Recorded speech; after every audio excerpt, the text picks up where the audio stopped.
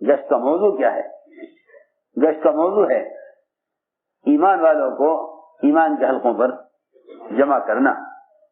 یہ گشت کا موضوع ہے. یہ گشت کا موضوع ہے.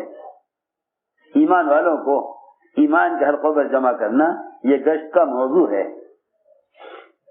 اس لیے کہ ہمیں ایک نہیں بلکہ بہت سے صحابہ کا یہ معمول ملتا ہے سیرت میں کہ وہ گشت کرتے تھے صحابہ پر ایمان کے حلقوں پر جمع کرنے کے لیے. یہ بات آپ سب کے ذہن میں رہے کہ گشت ملاقاتیں کرنے کے لیے نہیں ہے، بلکہ گشت لوگوں کو منکرات کے اور شرک اور کفر کے ماحول سے نکال کر ایمان کے حلقوں پر جمع کرنے کے لیے ہے.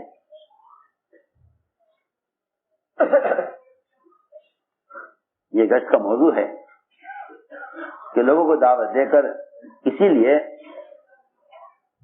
امر بالمعروف و نہی عن المنکر جو عین دعوت ہے،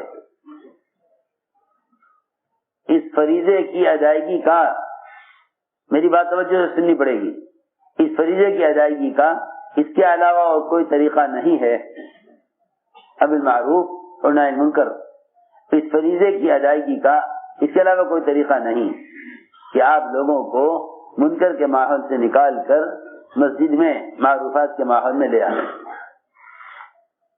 یہ امر بالمعروف اور نہی عن المنکر کی فریضے کو ادا کرنے کا عملی طریقہ ہے.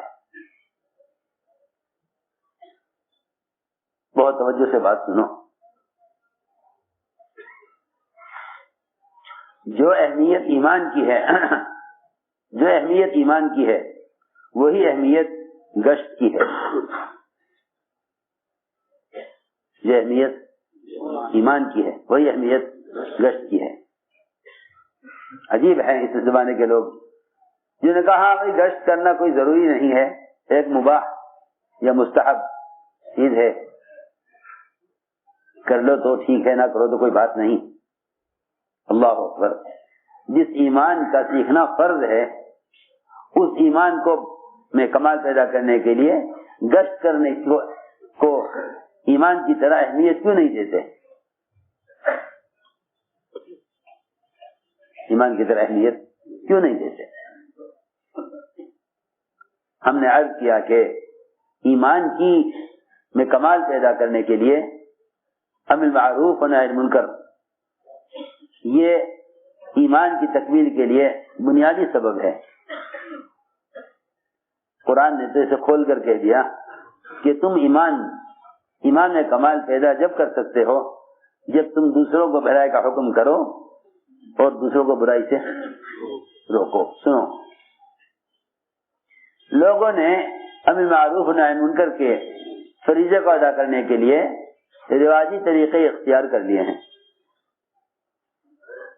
ہماری بات توجہ چاہتی ہے بہت. ان رواجی طریقوں نے صحابہ کرام کے اور خود محمد صلی اللہ علیہ وسلم کے طریقوں کو ختم کر دیا اور رواجی طریقوں کو ساری قوت اس وقت مسلمان کی وہ رواجی طریقوں پر خرچ ہو رہی ہے، یہ سوچ کر کہ اس زمانے کا طریقہ وہ تھا، اس زمانے کا طریقہ یہ ہے.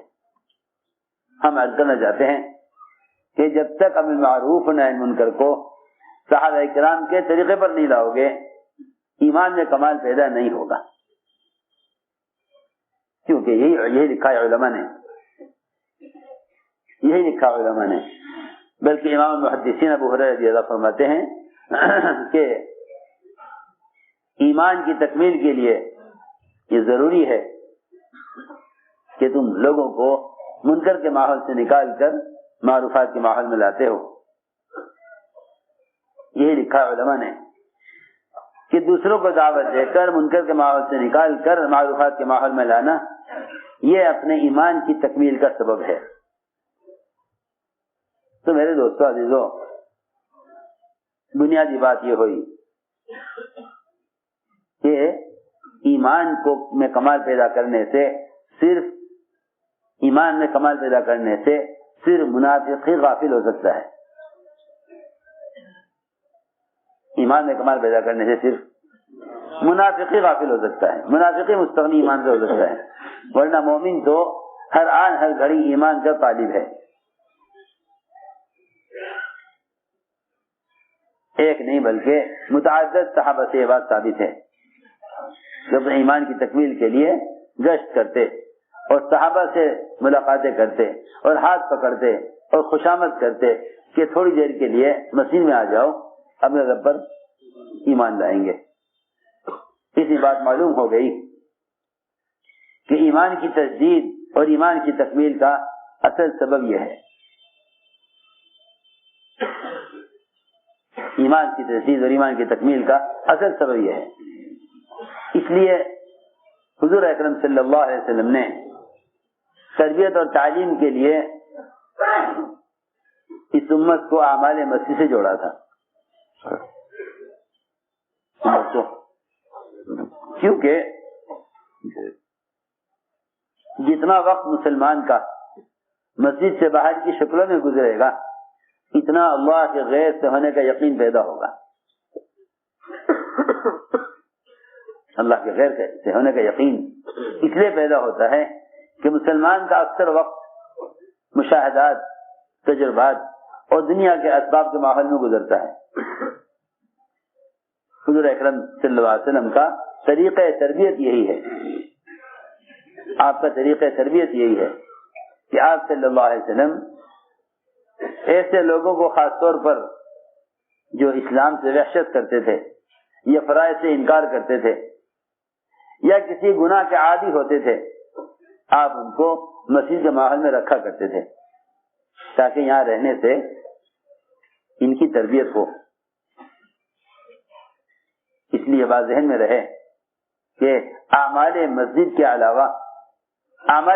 علاوہ اور کوئی ذریعہ ہدایت کا حاصل کرنے کا نہیں ہے، اعمال مسجد کے علاوہ اور کوئی طریقہ اور کوئی ذریعہ ہدایت کا حاصل کرنے کا نہیں ہے۔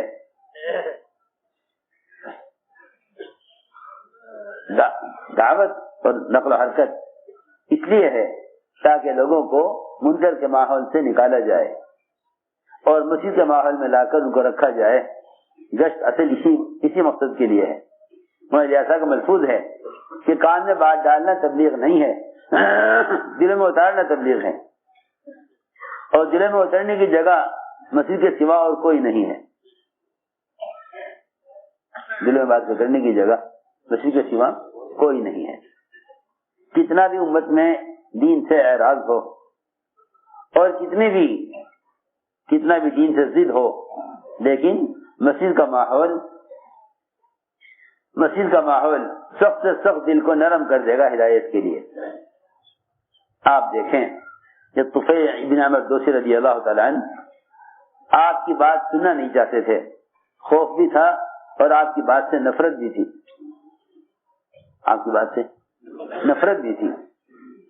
اور آپ کی بات سے خوف بھی تھا۔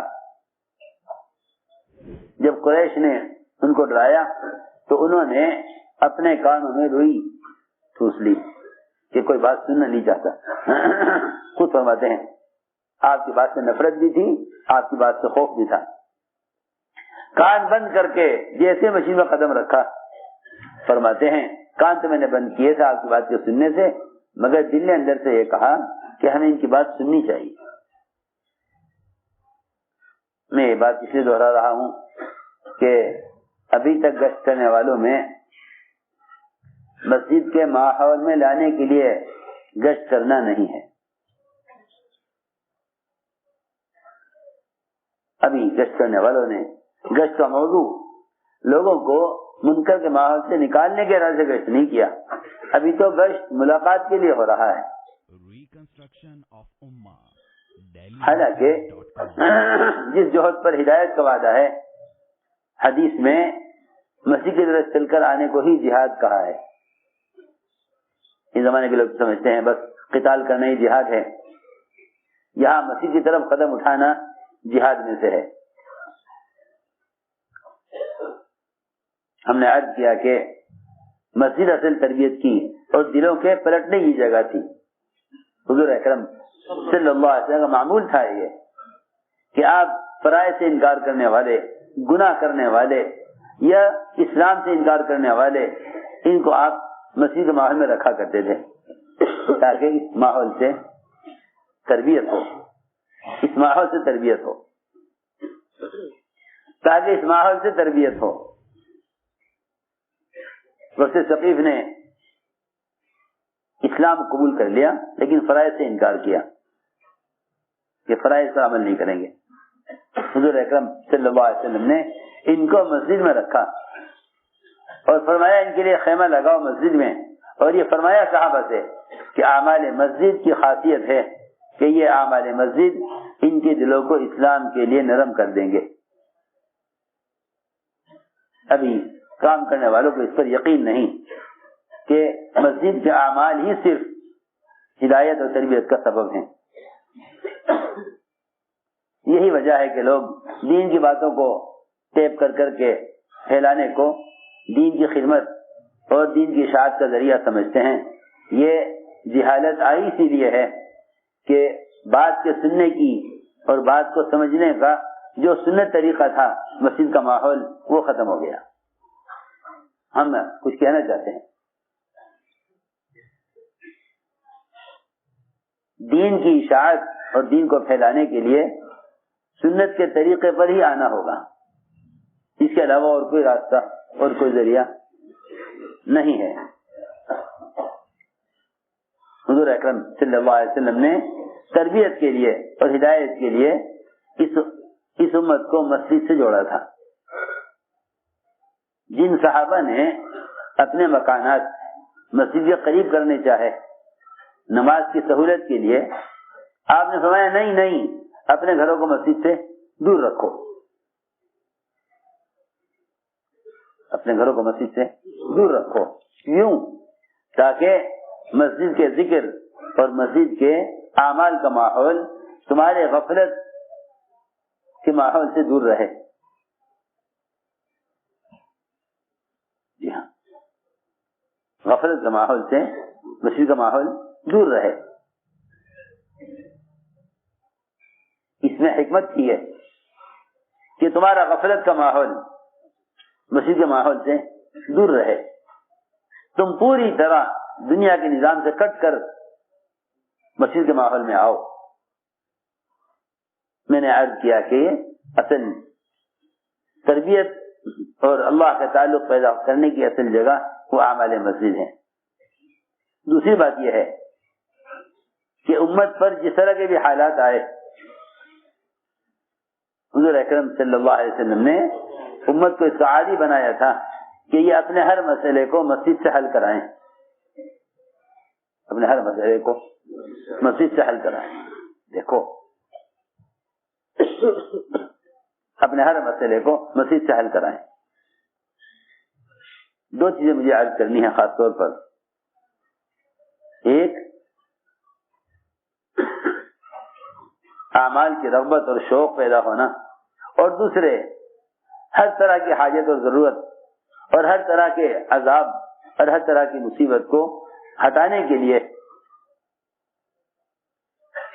اس مسئلے کو لے کر مسیح کی طرف آنا۔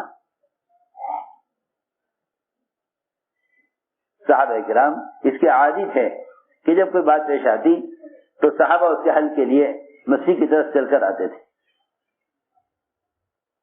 ہر مسئلے کے لیے مسلمان کو مسجد سے جوڑا گیا تھا۔ بارشیں بند ہو گئیں، صحابی مسجد میں آئے، آ کر عرض کیا کہ کھیتیاں سوکھ گئی ہیں، بارش بند ہو گئی ہے، جانور ہلاک ہو رہے ہیں۔ ابھی دعا سے ہاتھ نیچے نہیں ہوئے تھے کہ بارش شروع ہو گئی۔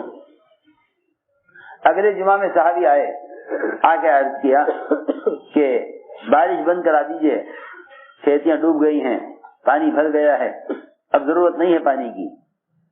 اسی وقت بارش رک گئی۔ جو بھی مسئلہ پیش آتا تھا اس کو براہ راست مسجد میں لے کر آنے کے صحابہ عادی تھے۔ قرضہ آ گیا، ابو باہر رضی اللہ تعالیٰ عنہ اپنے قرض کی پریشانی کو لے کر سیدھے مسجد میں آئے۔ حضور اکرم صلی اللہ علیہ وسلم نے انہیں قرض کی ادائیگی کی دعا مسجد میں سکھلائی ہے. یہ نہیں کہ ادائیگی قرض کی دعائیں کتابوں کے اندر لکھی ہوئی ہیں. یہ آج کل تو ایک نئی بدعت چلی ہے کہ موبائلوں میں ساری دعائیں ڈال دو, جب کوئی بات آوے پیش آوے تو اسے نکال کے دعا کو پڑھ لو. حالانکہ سنو تو صحیح میں کیا کہہ رہا, جو آدمی حاجت کے لیے مسیح کی طرف چل کر نہیں آیا اس کی دعا قبول کیسے ہو جائے گی؟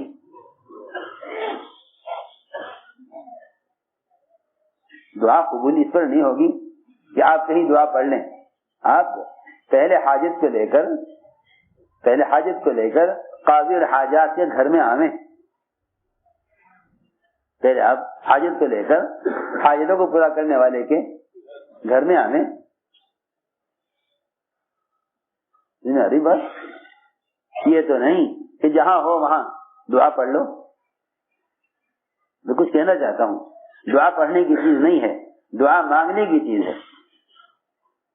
دعا مانگنے کی چیز ہے, پڑھنے کی چیز نہیں ہے.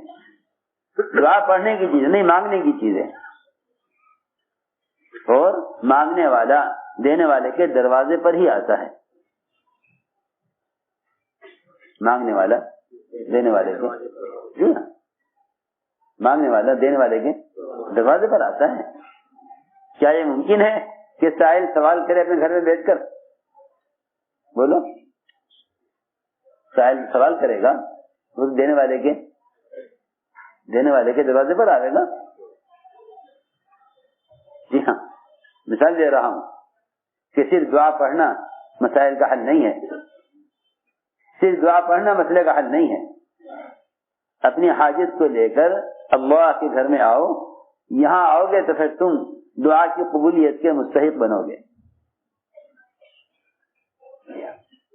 دعا مانگنے کی چیز ہے اور مانگنے کی جگہ مسجد ہے. میں یاد کرنا چاہتا ہوں, آپ دیکھیں حضور اکرم صلی اللہ علیہ وسلم جن کے لیے آسمان سے کھانا تیار اترتا تھا, آپ 4 مرتبہ یا 3 مرتبہ بار بار مسجد میں آئے اور اللہ سے کھانا مانگا, اور ہر مرتبہ جا کے سوالوں سے پوچھا کھانا آیا کہ نہیں آیا. پھر مسجد میں آئے, پھر جا کر پوچھا کہ آیا کھانا کہ نہیں آیا. پھر مسجد میں آئے, پھر 2 رکعت نماز پڑھی, پھر دعا کی, پھر پوچھا کھانا آیا کہ نہیں آیا. یہ آپ کیوں کر رہے ہیں؟ ایسا آپ کیوں کر رہے ہیں؟ میں جو کچھ کہا ہے میں نے اس کو سمجھانے کے لیے کہہ رہا ہوں کہ دعا مانگنے کی جگہ یہ نہیں کہ آپ کہیں بھی دعا مانگ لیں. آپ مسجد سے باہر ہی دعا مانگ لیتے کھانے کی اللہ سے کہ اللہ کھانا دے دے. آپ کا کھانے کی ضرورت کو لے کر مسجد کی طرف چل کر آنا, اور ایک بار نہیں کئی بار, پھر جا کر گھر میں پوچھنا کھانا پہنچا کہ نہیں پہنچا, کہ پھر مسجد آئے. یہ بار بار آپ کا ایسا کرنا یہ امت کو اس کی تعلیم دینے کے لیے ہے کہ تم حاجت کو لے کر مسجد میں آؤ, تب تم دعا کے حقدار بنو گے. سمجھ آئی بات؟ کہاں سمجھ آ رہی؟ سب یوں سر ہلاتے رہے بیٹھے ہوئے کہ ہاں سمجھ آ گئی. نہیں, سمجھ آنا تو یہ ہے کہ اس بات کا عزم کر لیں کہ کوئی بات معمولی سی بھی پیش آئے تو سب سے پہلے مسجد چل کر جائیں.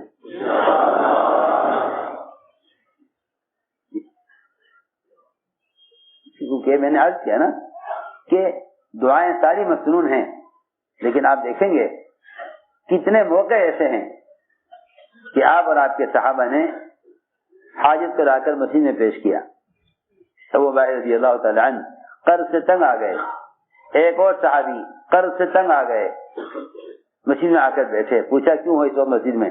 عرض کیا کہ قرض سے تنگ آ گیا ہوں. فرمایا کہ پھل توڑ لیا باغ کا؟ کہ جی ہاں.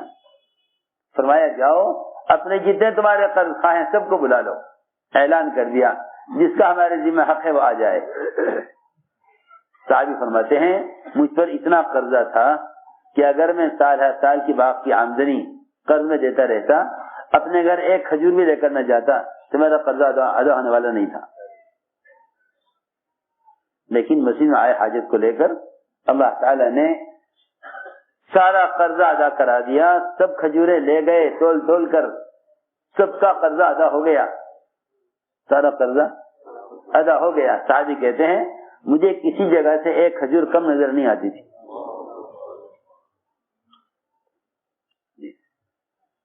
تو اصل بات یہ ہے کہ دعا مانگنے کی چیز ہے اور مانگنے کی جگہ مسجد ہے۔ یہ تو برکتوں کے واقعات ہیں، اور آنے والے عذاب کو ہٹانے اور کسی مصیبت کو اپنے اوپر سے ہٹانے کے لیے، اور وہ عذاب جو اللہ کے یہاں سے آنا مقدر ہو چکا ہے اس عذاب کو ہٹانے کے لیے صحابہ کرام کا معمول یہی تھا کہ وہ سب سے پہلے مسجد کی طرف دوڑتے تھے۔ آگ نکلی مدینہ منورہ میں جو سارے مدینے کو جلا کر خاک کر دیتی۔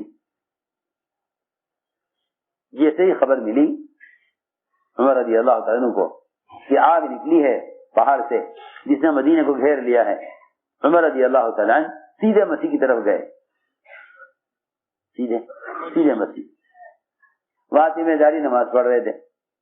فرمایا تمیم جاؤ اس آگ کو پہاڑ میں داخل کر کے آؤ۔ حالانکہ تمیم داری رضی اللہ تعالیٰ عنہ کوئی بہت پرانے ہجرت سے پہلے کے مسلمان نہیں ہیں، سن 9 ہجری کے مسلمان ہیں، سن 9 ہجری کے مسلمان، یعنی حضور اکرم صلی اللہ علیہ وسلم کے کی نبوت اور آپ کی حیات کے صرف آخر میں ایمان لانے والے ہیں۔ یہ بتلانے کے لیے امت کو کہ ایک نیا سے نیا مسلمان بھی اس عذاب کا مقابلہ کر سکتا ہے۔ میں جاؤ اس آگ کو پہاڑ میں داخل کر کے آؤ۔ سن 9 ہجری کا مسلمان آگ کو سمیٹ کر لے گیا، پہاڑ کے اندر داخل کر کے آیا۔ میں نے عرض کیا کہ حضرت فرماتے تھے کہ جب امت اپنے مسائل کو لے کر مسجد آتی تھی تو اللہ رب العزت سارے کائنات کے نظام کو ان کی چاہت کے مطابق چلاتے تھے۔ اب جب امت مسائل حکام کے قبضے میں اور اغیار کے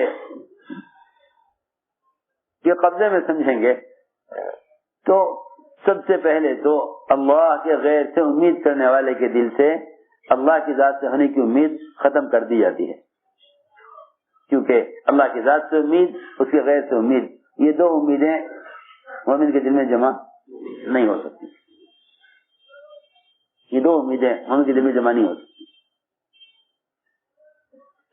میں نے عرض کیا کہ جتنا بھی نظام کائنات کا ہے، ہواؤں کا، دریاؤں کا، چاند اور سورج اور ستاروں کا، اس سے نیچے اتر کر جتنے بھی مادی اسباب ہیں، ان سب کو اپنی مرضی کے مطابق چلانا، اس کا تعلق صرف مسجد سے ہے۔ عمر رضی اللہ تعالیٰ نے دریائے نیل کو خط لکھا تھا، دریائے نیل کو خط لکھا تھا، جیسے کسی تابع دار غلام کو خط لکھا جاتا ہے، اس طرح دریائے نیل کو خط لکھا تھا کہ اپنی عادت ختم کر،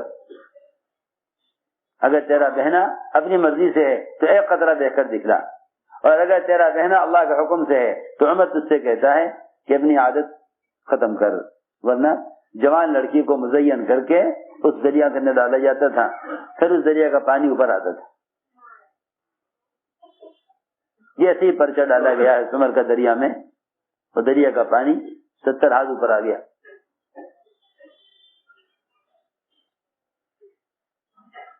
میں نے عرض کیا کہ سارا ہر مسائل، ہر قسم کا مسئلے کو مسجد سے آ کر حل کرایا جاتا تھا۔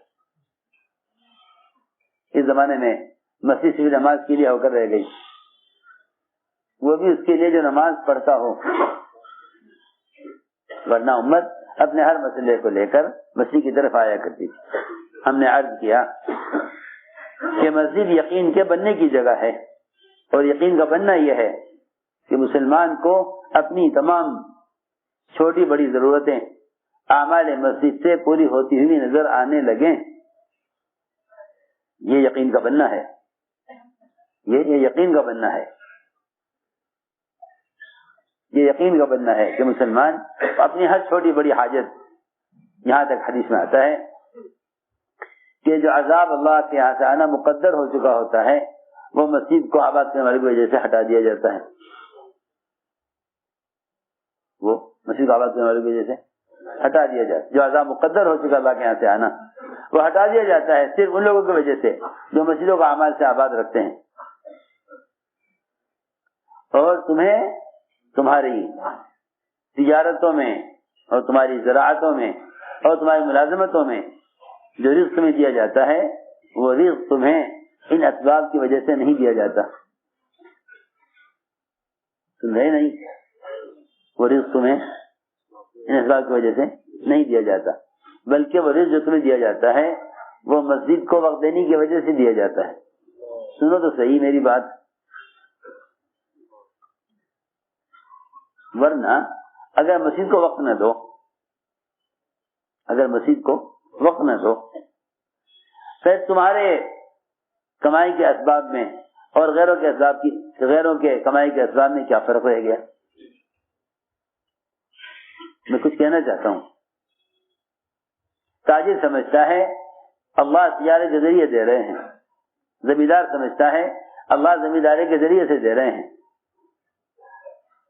حالانکہ آپ دیکھیں گے کہ صحابہ کرام اس بات کا یقین رکھتے تھے کہ اللہ نے جو کچھ ہمیں دیا ہے وہ ان اعمال کی وجہ سے دیا ہے جن اعمال میں ہم لگے ہوئے ہیں۔ آپ سوچئے علی رضی اللہ تعالیٰ عنہ نے تجارت کی، 6 درہم فقیر کو دیے، 6 درہم فقیر کو دیے، پھر اونٹ والے کے ساتھ تجارت کی، اونٹ خریدا 140 درہم کا اور بیچا 200 درہم میں، 60 درہم جب گھر لے کر گئے تو جاتے ہی یہ کہا کہ یہ وہ وعدہ ہے جو اللہ نے ہم سے اپنے نبی کی زبان پر کیا تھا۔ یہ ذکر نہیں کیا کہ ہم نے یوں خریدا یوں بیچا، نہیں، بلکہ یہ کہا کر کہ یہ وہ وعدہ ہے جو اللہ نے ہم سے نبی کی زبان پر کیا تھا۔ ایک صحابی حضور اکرم صلی اللہ علیہ وسلم کے پاس رہا کرتے تھے، ایک صحابی آپ کے پاس رہا کرتے تھے، حدیث سننا، علم کے حلقوں میں رہنا۔ اس کا بھائی دکان دیکھتا تھا، اس نے آ کر کہا بھائی نے کہ یا رسول اللہ میں اکیلا دکان پر بیٹھتا ہوں اور یہ دوسرا بھائی میرا یہ آپ کے پاس بیٹھا رہتا ہے، دکان کو وقت نہیں دیتا، دکان کو وقت نہیں دیتا، بس سبزیوں میں لگا رہتا ہے، میں اکیلا کماتا ہوں اور اسے بھی کھلاتا ہوں اور یہ دکان پر بیٹھتا نہیں، آپ کے پاس بیٹھا رہتا ہے۔ آپ نے یہ نہ فرمایا کہ بھائی تم بھی جا کے تجارت کرو، یہ اکیلا کما رہا۔ آپ نے فرمایا کہ حقیقت یہ ہے کہ تجھے دکان میں جو رزق مل رہا ہے وہ اس کی وجہ سے مل رہا ہے جو میرے پاس رہتا ہے۔ صحیح حدیث ہے۔